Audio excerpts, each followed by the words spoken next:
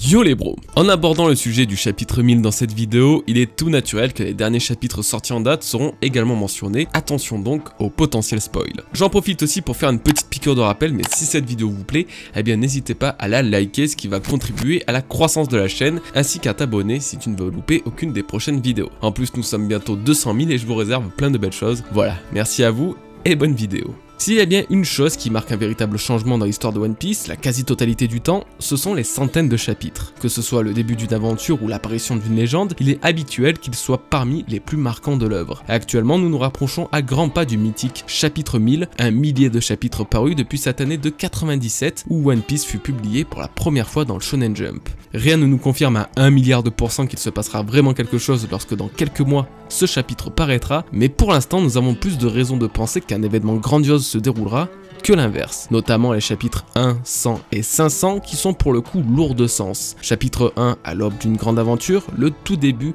de One Piece. Chapitre 100, ainsi débuta la légende, les Mugiwara partent en direction de Grand Line. Le chapitre 500, les braises de l'histoire, Silver Riley, le premier capitaine de Roger, est révélé. Comme vous pouvez le constater, chacun de ces chiffres symboliques a un lien profond dans l'histoire de One Piece, c'est pourquoi le chapitre 1000 me semble être le candidat idéal pour être absolument incroyable en révélation sur l'histoire même de cette œuvre. On en vient donc au sujet principal de cette vidéo, que va-t-il bien se passer au chapitre 1000? Si on reste dans la même lignée narrative qu'Oda semble avoir instaurée pour le 1, le 100 et le 500, alors nous avons de la matière à exploiter en termes de prédiction. En analysant les événements des chapitres en question et en tentant d'établir des parallèles entre eux, nous obtiendrons des événements susceptibles de se dérouler dans le chapitre 1000. Shanks et Scopper Gaban, Goldie Roger, Monkey D. Dragon ou bien encore son fils Luffy, découvrons ensemble dans cette vidéo quelles révélations nous pourrions avoir avec même une petite surprise. Mais ça, je n'en dis pas plus. Allez, c'est parti. Les chapitres 1 et 500 ont respectivement signé l'apparition de deux personnages de légende qui ont eu la place de mentors pour Luffy, Shanks le Roux et Silver Riley. Ces hommes d'une envergure sans précédent auront soit inculqué l'amour de la piraterie à Luffy, soit permis à ce dernier de développer sa puissance en l'entraînant pendant 1 an et demi sur les 2 ans d'ellipse.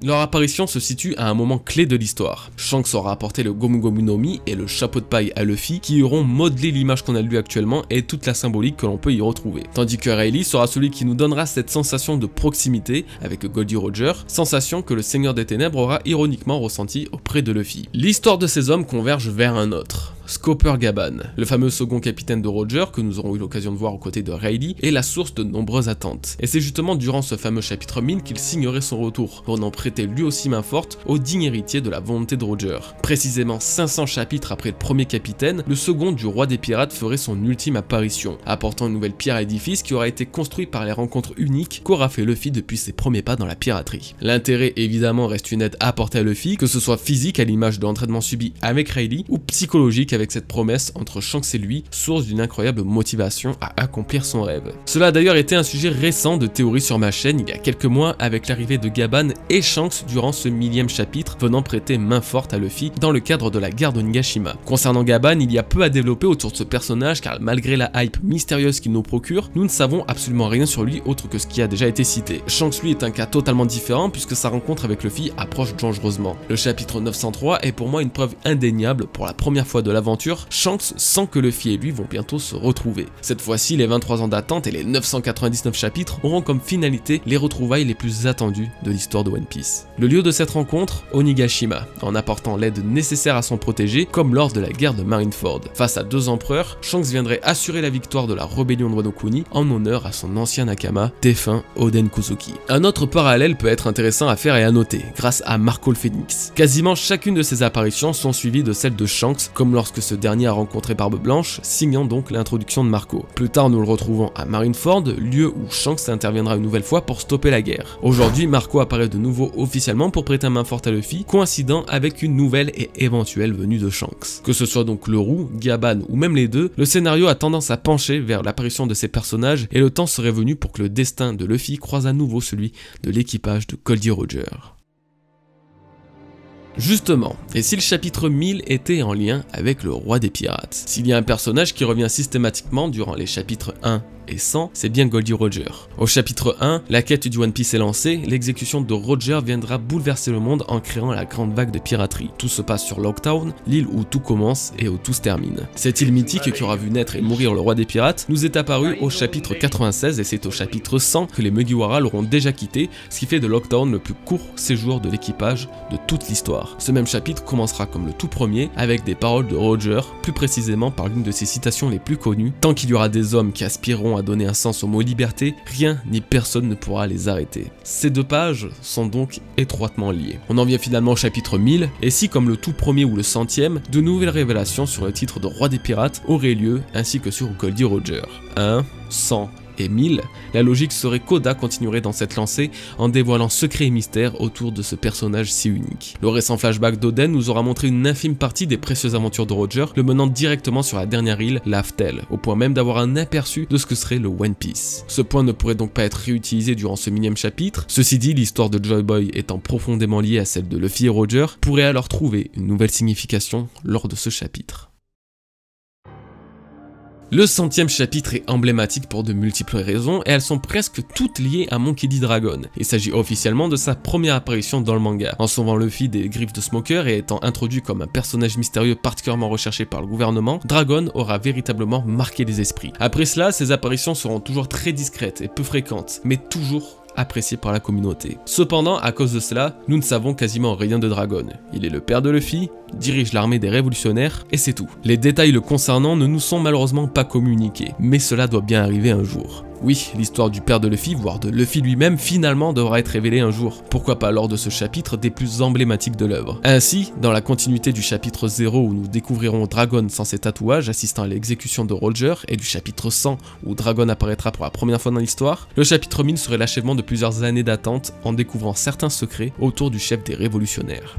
Et peut-être même la première rencontre avec son fils. Comme je le disais, nous ne savons absolument rien sur lui, il est alors facile d'imaginer les éventuelles révélations. Le véritable étendue de son pouvoir par exemple, cet homme est lié à l'élément du vent, et nous pourrions ainsi en découvrir l'origine, que ce soit un fruit du démon, une arme antique ou autre. Le sujet de sa prime serait abordé et qui semble être colossal d'après les dires de Nico Robin, puisqu'il est considéré comme le criminel le plus recherché du gouvernement mondial. Si le recherché, cela signifie aussi qu'il a une prime tout comme les pirates, et si sa prime est la plus élevée du gouvernement actuellement, alors elle doit être supérieure à celle de Kaido se trouvant à 4 611 100 000 berries. Ou bien encore l'origine du mouvement révolutionnaire, la motivation réelle et sincère de Dragon vis-à-vis du gouvernement et des Tenryubito. Aurions-nous ainsi des révélations sur Marie-Joise, ou peut-être même Im-sama, elle censée représenter le véritable ennemi original de Dragon. Je refuse de croire que deux leaders d'organisations parfaitement opposés et rivales ne se connaissent pas ou n'ont pas un lien entre eux. Marie-Joise et Im ayant été au centre de l'intrigue au début de l'arc de Wano Kuni, il se peut alors que tout ça n'était qu'un plan d'Oda pour mettre en avant Monkey D. Dragon et développer une partie de son histoire.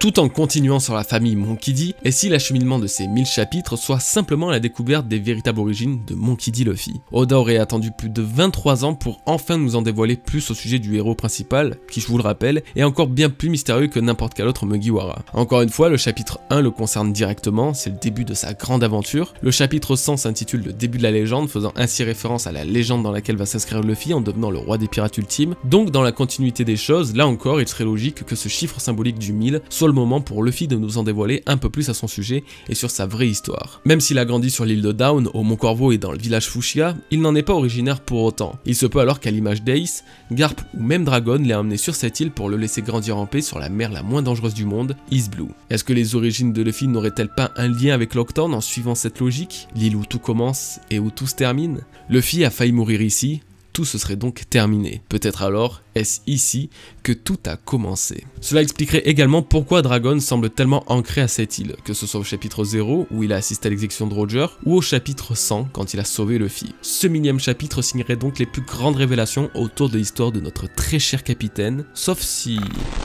Nina débarque dans ta vidéo pour te dire qu'il te reste une dernière chose à exploiter dans ton analyse. Et oui, bonjour à tous, j'ai été invitée par Goji pour vous parler à mon tour de ce qui pourrait nous attendre au chapitre 1000. 1000. Il y a de ça bientôt 2 ans, j'avais également mon hypothèse à ce sujet. Et c'est ce que je vais tenter rapidement de vous expliquer ici. Comme l'a si bien dit Koji, Oda a jusqu'à présent porté un grand intérêt sur certains chapitres associés à Roger et One Piece. Le chapitre 1 se nomme alors « À l'aube d'une grande aventure ». Il s'agit ici des prémices de l'œuvre, intronisant le narrateur Goldie Roger, qui vous guide sur la quête de ce trésor inestimable propulsé par la grande scène de son exécution. Le premier acte étant accompli, le second s'ouvre dès lors au chapitre 99, « Luffy est mort ». Tel un miroir, l'enfant qui se voyait être le roi des pirates se retrouve sur l'île et dans les mêmes conditions que l'homme qui lança cette quête au premier chapitre.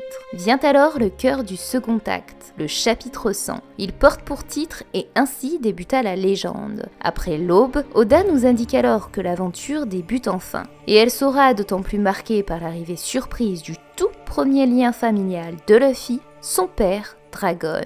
Il se conclura par la promesse pour notre chapeau de paille et ses amis de réaliser leurs rêves. Commence alors la première véritable aventure au chapitre 101, Rivers Mountain. Ainsi, comme on le voit, les chapitres qui marquent un tournant dans la vie de Luffy sont associés aux premiers, 99, 100 et 101. Aujourd'hui, on atteint bientôt le 999, le 1000 et le 1001. Ils seront donc très probablement impactants et marquants dans la vie de notre chapeau de paille. Et c'est la raison principale qui m'a fait dire qu'un parallèle pourrait exister entre ces chapitres. Le chapitre 99 étant « Luffy est mort », il pourrait réellement se concrétiser au chapitre 999. Le chapitre 1000 donnerait alors l'occasion de comprendre l'enfance de chacun d'eux et plus particulièrement la naissance de Luffy et son arrivée au Mont Corvo. Ainsi peut-être révélerait-il le véritable Joy Boy, celui qui permit de débuter cette légende du One Piece. Enfin, le 1001, quant à lui, ferait parallèle au chapitre 101, Rivers Mountain, où comme à Wano, on y retrouve le symbole sacré de la rivière grimpante et des torii flottants, emblème du Japon, le pays capable de nous raconter la genèse du One Piece. En résumé, au chapitre 999, la mort de Luffy serait à nouveau simulée, pour nous plonger au chapitre 1000 au cœur de sa naissance, et atteindre ainsi le chapitre 1001 pour révéler l'histoire de Joy Boy. Bien sûr, tout ça reste hypothétique, mais il serait très intéressant qu'ici Oda marque une nouvelle fois la symbolique des chapitres par les chiffres, et nous dirige sur la dernière ligne droite des aventures de Luffy, celle nous menant sur la route de Raftel. Et voilà les bros, c'est la fin de cette vidéo. Ah non, c'est vrai, je suis pas sur ma chaîne, je rends à César ce qui est à César. Oui, merci Nina pour ta participation, mais j'aimerais reprendre le devant de la scène.